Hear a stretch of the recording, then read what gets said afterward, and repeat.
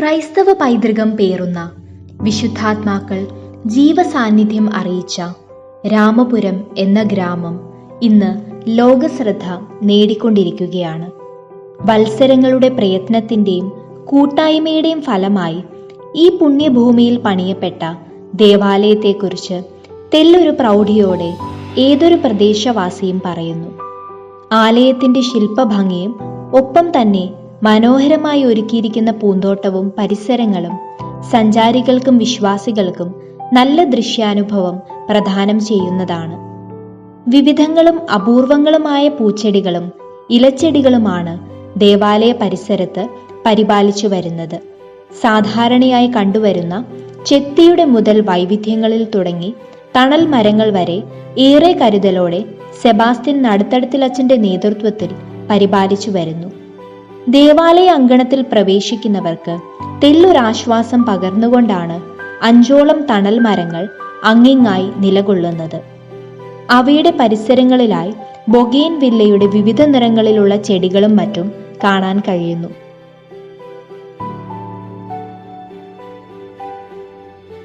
Wink ചെടിയുടെ hybrid വെറൈറ്റികൾ ഇന്ന് വിപണിയിലെ താരമാണ്. അവയിൽ പലതും ഇവിടെ നമുക്ക് കാണാൻ കഴിയുന്നു. ചുവപ്പ്, റോസ്, വെള്ള നിറങ്ങളിലാണ് ഇവയിലെ പ്രധാനികൾ.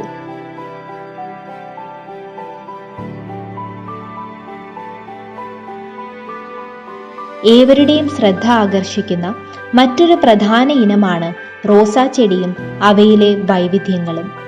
കടും ചുവപ്പ് നിറത്തിലുള്ള വിക്ടർ ഹ്യൂബ്, വശ്യമായ സുഗന്ധമുള്ള പുഷ്പങ്ങളുടെ ഗണത്തിൽപ്പെടുന്ന റെഡ് ഡീഡൻ, തുടർച്ചയായി പൂക്കാറുള്ള വിഞ്ചസ്റ്റർ കത്തീസ്രൽ തുടങ്ങി 4ഓളം ഇനങ്ങളിലുള്ള റോസാ ചെടികൾ പരിപാലിച്ചു പോരുന്നു. സാധാരണയായി വീടുകളിൽ കണ്ടുവരുന്ന കാക്കപ്പൂവ്, കോളാമ്പി, തെച്ചി, നക്ഷത്രമുല്ല മുതലായവയും ചട്ടികളിലും ദേവാലയ പരിസരങ്ങളിലുമായി അതിമനോഹരമാം വിധം നട്ടുവളർത്തുന്നു. ഏകദേശം 1200ഓളം ചട്ടികളിലായിട്ടാണ് പരാമർശിക്കപ്പെട്ടതും അല്ലാത്തതുമായ പൂച്ചെടികളും കുറ്റിച്ചെടികളും ഇലച്ചെടികളും വളർത്തുന്നത്. കണ്ണുകൾക്ക് ഇമ്പം പകരുന്ന ഈ പൂന്തോട്ടം വലിയ അധ്വാന ഫലമായിട്ടാണ് പരിപാലിച്ചു പോരുന്നത്. ദേവാലയ പരിസരത്ത് വ്യാപിച്ചു കിടക്കുന്ന പൂന്തോട്ടം വെള്ളമൊഴിക്കുവാൻ തന്നെയായി 3 മണിക്കൂറോളം സമയം ചിലവിടുന്നു.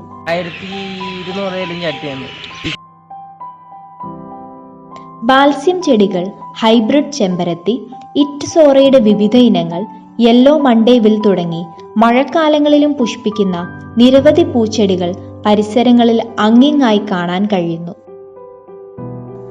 വിളകൾക്ക് കീടങ്ങൾ പരത്തുന്ന അസുഖങ്ങൾ ഒന്നും വരാതെയും ഏറെ ഫലം നൽകുന്ന വിധം ജൈവവളങ്ങൾ ഉപയോഗിച്ചുമാണ് അവയെ പരിപാലിക്കുന്നത്. ജൈവവള നിർമ്മാണം പ്രയാസമേറിയ ഒരു ജോലിയാണെന്നിരുന്നാലും അത് വൈദികരുടെ നേതൃത്വത്തിൽ വളരെ കൃത്യതയോടെ നിർവഹിച്ചു പോരുന്നു. കരിയിലകൾ ഉണക്കിപ്പൊടിച്ച് മറ്റു ജൈവ മാലിന്യങ്ങളോട് സംയോജിപ്പിച്ച് ലഭിക്കുന്ന ജൈവവളം ചെടികളുടെയും വിളകളുടെയുമെല്ലാം സമർത്ഥമായ വളർച്ചയ്ക്ക് പ്രയോജനപ്പെടുത്തുന്നു. നല്ല കായ്ഫലം എല്ലാ വർഷങ്ങളിലും നൽകി വരുന്ന തെങ്ങുകളും അത്തി, ഇലഞ്ഞി, ആഞ്ഞിലി, ബദാം, ചീമ്പച്ചാമ്പ തുടങ്ങിയ ഫലവൃക്ഷങ്ങളും നിത്യവഴുതന, വെണ്ട, തക്കാളി, വെള്ളരിക്ക, മുളക് മുതലായ പച്ചക്കറികളും എല്ലാം ഇവിടുത്തെ കൃഷിയിടങ്ങളിലെ പ്രധാനികളാണ്.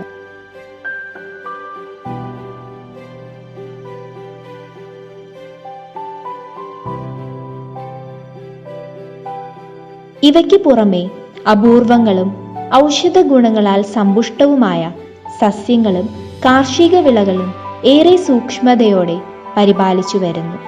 റൂബ്രായെ എന്നറിയപ്പെടുന്ന ഓക്സിജൻ പ്ലാന്റ് ഇത്തരം അപൂർവങ്ങളായ ഔഷധ സസ്യങ്ങളിൽ ഒന്നാണ്. അധികമായി ഓക്സിജൻ പുറന്തള്ളുന്ന ഇവ എല്ലാ പരിസ്ഥിതിയോടും കാലാവസ്ഥയോടും യോജിക്കുന്നതും നിരവധി ആരോഗ്യ പ്രശ്നങ്ങളുടെ ശമിനിയായി വർത്തിക്കുന്നതുമാണ്. ശംഖുപുഷ്പങ്ങളും ഇവയ്ക്കൊപ്പം പൂത്തു നിൽക്കുന്നതും കാഴ്ചയ്ക്ക് മനോഹാരിത വർദ്ധിപ്പിക്കുന്നു.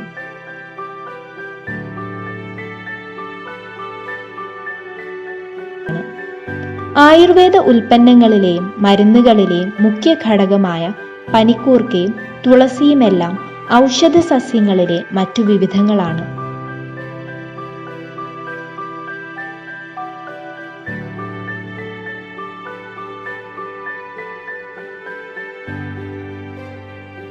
കാർഷിക സംസ്കാരത്തിന്റെ പ്രാധാന്യത്തെക്കുറിച്ച് ഇടവക അംഗങ്ങളെയും ഒരു നാടിനെ തന്നെ ബോധവാന്മാരാക്കുവാൻ ഉതകുന്ന ഉദാത്ത മാതൃക നൽകുകയാണ് ഇത്തരം പ്രവർത്തനങ്ങളിലെ സജീവ പങ്കാളിത്തത്തിലൂടെ രാമപുരം ഇടവകയിലെ വൈദികരും യുവജനങ്ങളും മറ്റു പ്രവർത്തകരും.